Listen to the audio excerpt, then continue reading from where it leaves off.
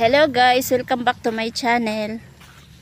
Yan guys, ayun ang aming probinsya. Ito yung aming probinsya guys. Yan, Palayan. At sa kabila naman Tubo. Yan. Tapos ito yung kalsada pa uwi sa amin.